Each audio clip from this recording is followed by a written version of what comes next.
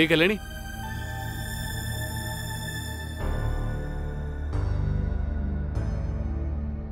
എന്താ ഇത്ര ധൃതിയില്? അത് പ്രത്യേകിച്ചൊന്നുമില്ല വലിയ ഞാൻ വെറുതെ. എന്നാ വെറുതെ ആക്കണ്ട, നിന്നോടൊരു പ്രധാന കാര്യം പറയാനുണ്ട്. ഞാനിപ്പോ ആരോടാ ഫോണിൽ സംസാരിച്ചെന്ന് അറിയോ കല്യാണിക്ക്? അത് പിന്നെ നമ്മുടെ കമ്പനിയിലെ പുതിയ പബ്ലിസിറ്റി ഡിസൈനർ രാജീവ്, മനസ്സിലായോ? ഇന്നലെ ഡിന്നറിനുണ്ടായിരുന്ന പുതിയ ആള്. ഓ, അത് ഓർമ്മയുണ്ട് എനിക്ക്. ആ സാറിനോടായിരുന്നു സംസാരിച്ചത്? അതെ, ആ സാറിനോട് തന്നെ. ആ സാറിനി കല്യാണിയുടെ സ്വന്തം സാറാവാൻ പോകുന്നു ഉടൻ. എന്ന് പറഞ്ഞാ മനസ്സിലായില്ല. മനസ്സിലാക്കാൻ ആന കാര്യമൊന്നുമില്ല ഇതില്. കല്യാണിയുടെയും രാജീവിന്റെയും കല്യാണം നടത്താനുള്ള തീരുമാനത്തിലാ തൃച്ചംബരത്തെ അഖിലാണ്ടേശ്വരി. ഞാൻ പറഞ്ഞതൊക്കെ നീ മറന്നുപോയോ? അതോ ഇനി അതൊന്നും അനുസരിക്കില്ല എന്നാണോ ഉദ്ദേശം? മാഡം, ഒരു ചായ കൊടുത്തിട്ട് വരാൻ എന്തിനാ ഇത്ര സമയം? എന്തായിരുന്നു അവിടെ സംസാരം? ചോദിച്ചത് കേട്ടില്ലേ നീ? എന്തായിരുന്നു ഇത്രയും നേരം സംസാരമെന്ന്? അത് മാഡം എനിക്ക് കല്യാണം ഉറപ്പിക്കാൻ പോവാണെന്നും നാളെ ആളെ കാണാൻ വരുമെന്നും പറഞ്ഞതാ. മാഡം, ഞാനൊന്നും പറഞ്ഞില്ല. വലിയ കുഞ്ഞ് ഇങ്ങോട്ട് പറഞ്ഞതാ. നാളെ പെണ്ണ് കാണലിന് തയ്യാറായിട്ട് നിന്നു. ശരി, പൊയ്ക്കോ.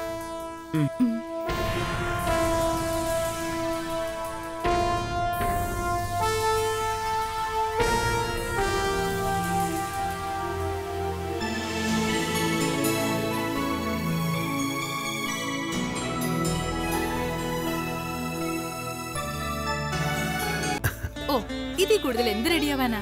ഉള്ളത് കൊണ്ട് ഓണം പോലെ. ഞങ്ങള് റെഡിയാ. എന്നാലേ ഓണത്തിന് അല്പം തിളക്കം കൂടി കിട്ടട്ടെ.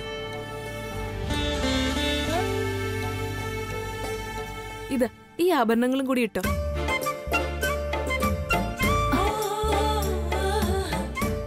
അയ്യടാ, ഇത് ആരുടെ ഇതൊക്കെ? വല്ലവന്റെ മോഷ്ടിച്ചൊന്നുമല്ല, എന്റെ സ്വന്തം വകയാ. പെട്ടെന്ന് ഇതൊക്കെ ഇട്ട് റെഡിയാവും. വേഗം വാങ്ങിച്ചിട്ട് മോളെ, നമ്മുടെ കമലത്തിന്റെ അല്ലേ? പെട്ടെന്നാവട്ടെ, പെണ്ണ് കാണാൻ രാജീവ് സാറ് വന്നോണ്ടിരിക്കുക. ഇനി സമയമില്ല. ദാസേട്ടാ, ഇനി എന്തിനാ അയാളെ സാറിന്ന് വിളിക്കുന്നത്? മരുമോനെന്ന് പറ, അല്ലെങ്കിൽ പേര് വിളിക്ക്. അമ്മായി ഇപ്പം മരുമകനെ സാറിനൊന്നും വിളിച്ച് ശീലിക്കരുത്. അത് കമലം, വലിയ കുഞ്ഞിന്റെ ഓഫീസിൽ ജോലി ചെയ്യുന്നവരെല്ലാം എനിക്ക് സാറന്മാരാ. ആ നോക്കട്ടെ, ആള് മരുമകനായ ശേഷം വിളി മാറ്റാൻ പറ്റുമോ നോക്കാം. ആകെ ഒരു ടെൻഷനാണല്ലോ മുഖത്ത്. ടെൻഷനുണ്ട്. നീ എവിടെയായിരുന്നു ഇതുവരെ? ഞാൻ ഫോണിൽ വിളിച്ചിട്ട് നീ എടുത്തതുമില്ല. ആ, എളേമ്മ വിളിച്ചിരുന്നു അല്ലേ? അത് ഞങ്ങളുടെ കമ്പനിയിൽ ഒരു അർജന്റ് മീറ്റിംഗ് ഉണ്ടായിരുന്നു. ആനന്ദ് ഗ്രൂപ്പ് ഓഫ് കമ്പനീസിനൊപ്പം ഓടിയെത്തണ്ടേ? ചെറിയ കളി പോരാ, വമ്പൻ പ്രോജക്റ്റുകൾ ഉണ്ടാക്കിയാലേ അത് നടക്കൂ. അല്ല എളേമ്മ, ടെൻഷൻ കണ്ടിട്ട് എന്തോ പ്രശ്നമുള്ളത് പോലെ തോന്നുന്നല്ലോ. ആ, ഇവിടെ ചില സംഭവ വികാസങ്ങളൊക്കെ നടന്നു. കല്യാണിയുടെ കല്യാണി ഏകദേശം ഉറപ്പിച്ച മട്ടില്ല. രക്ഷപ്പെട്ടു. അങ്ങനെ ആ ദുരന്തം ഒഴിഞ്ഞു കിട്ടുന്ന അർത്ഥം. അവളിവിടെ നിൽക്കുന്ന ഓരോ നിമിഷവും എനിക്ക് ടെൻഷനാ. ഒന്നിനും ഒരു സ്ഥിരതയില്ലാത്തവനാ ഈ അരവിന്ദ്. അവന്റെ മനസ്സിന് എപ്പോ വേണമെങ്കിലും ചാഞ്ചാട്ടം ഉണ്ടാവും. അതെനിക്ക് പേടി. അത് നീ കാര്യം ശരിയായിട്ട് മനസ്സിലാക്കാത്തതുകൊണ്ടാ. അവളെ കെട്ടാൻ പോകുന്നത് ആരാന്നറിയോ നിനക്ക്? അറിയില്ല. ആരാള്? രാജീവ്, ആനന്ദ് ഗ്രൂപ്പ് ഓഫ് കമ്പനീസിന്റെ പുതിയ പബ്ലിസിറ്റി ഡിസൈനർ. ഒരിക്കൽ അവനിവിടെ ഡിന്നർ കഴിക്കാൻ വന്നിരുന്നു. അന്ന് നന്ദന ഇവിടെ ഉണ്ടായില്ല. അതിനെന്താ ഇളയമേ, ആരും ആവട്ടെ, നമുക്ക് ശല്യം ഒഴിഞ്ഞു കിട്ടൂന്ന് വിചാരിച്ചാ പോരെ? പോരാ. അവന് മാസം 1 ലക്ഷം രൂപയാ ശമ്പളം. അതാ ഒരു പ്രശ്നം. നിനക്കറിയോ, ശത്രുവിനെ നാടുകടത്തുമ്പോ പോലും നിരായുധനായിട്ട് വേണം അതിർത്തി കടത്താൻ. സമ്പത്തോ സന്നാഹമോ ഒരുക്കാനുള്ള ഒരു പഴുതും വിട്ടുകൊടുക്കരുത്. അങ്ങനെ ഉണ്ടായ ശത്രു പൂർവാധികം ശക്തിയോടെ തിരിച്ചുവരും. അതാണ് രാജതന്ത്രം. ഒപ്പം നീ മനസ്സിലാക്കേണ്ട കാര്യം, ഈ കല്യാണം തൃച്ചംബരത്തെ കല്യാണമായിട്ടാ നടത്താൻ പോകുന്നു എന്നുള്ളതാ. എന്നുവെച്ചാ ഞാനും നീയും അനുഭവിക്കാനുള്ള ലക്ഷങ്ങൾ ചെലവാക്കി അടുക്കളക്കാരിക്ക് കല്യാണം നടത്തുന്നു എന്നർത്ഥം. അത് അനുവദിച്ചു കൊടുക്കാൻ പാടുണ്ടോ? നീ തന്നെ പറ. ശരി, എനിക്ക് മനസ്സിലായളേമേ. കല്യാണിയായി ഇവിടുന്ന് പറഞ്ഞയക്കണം.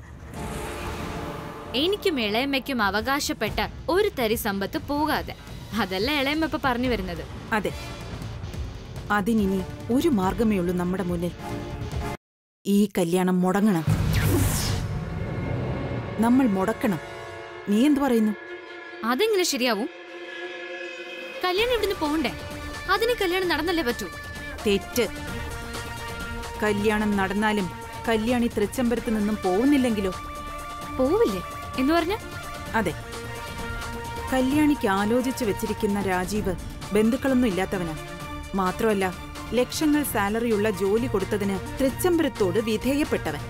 അതിനോടൊപ്പം തൃച്ചംബരത്ത് പാചകക്കാരിയായി തുടരണമെന്ന് കല്യാണി ശാഠ്യം കൂടി പിടിച്ചാലോ?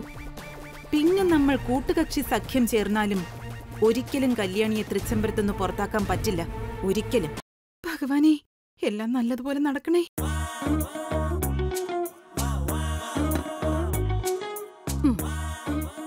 ആനന്ദേട്ടാ, ഇതുവരെയും എനിക്ക് ആരോടും തോന്നാത്ത എന്തോ ഒന്ന് എനിക്ക് എങ്ങനെ പറയണോന്നറിയില്ല. ആ മുഖത്ത് നോക്കുമ്പോ ഞാൻ എന്നെ തന്നെ മറന്നു പോകുന്നത് പോലെ. ഇടയിലൊന്നും ആരും കയറി വന്നേക്കല്ലേ സ്വാമി. നെയ്യഭിഷേകവും പാലഭിഷേകവും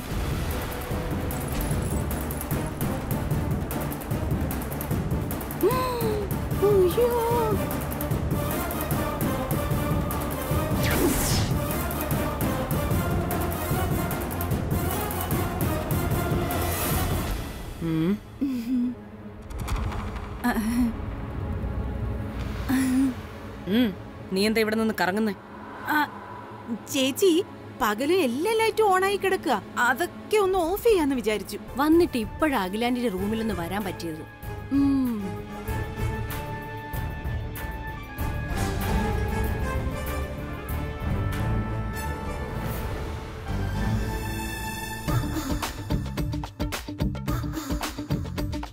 ഓ, എന്തൊരു തണുപ്പ്!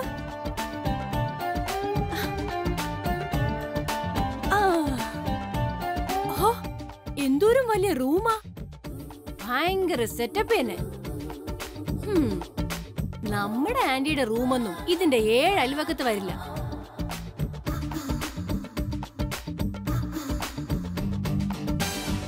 പാല്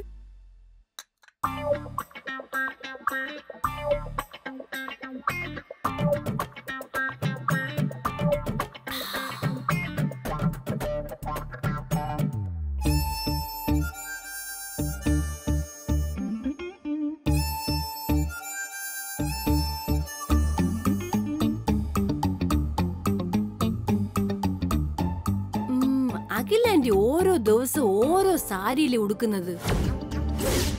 ഹോ, അപ്പൊ എത്ര സാരി കാണും? എന്റെ ദൈവമേ, ചിന്തിക്കാൻ കൂടി വയ്യ. ഒരു സാരി കൂമ്പാരമായിരിക്കും.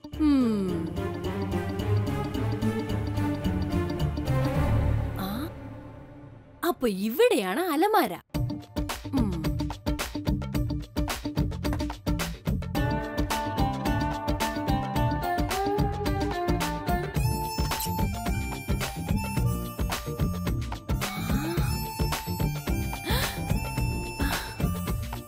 എന്റെ പൊന്നു,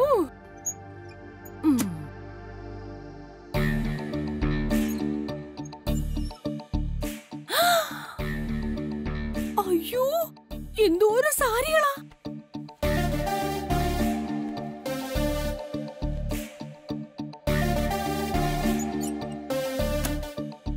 അടുത്തിവിടെ എന്തായിരിക്കും?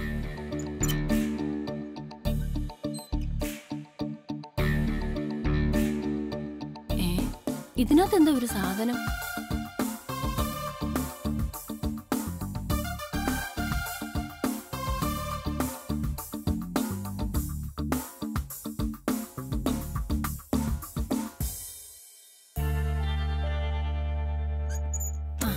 ഇതിനകത്ത് എന്താ നോക്കണല്ലോ.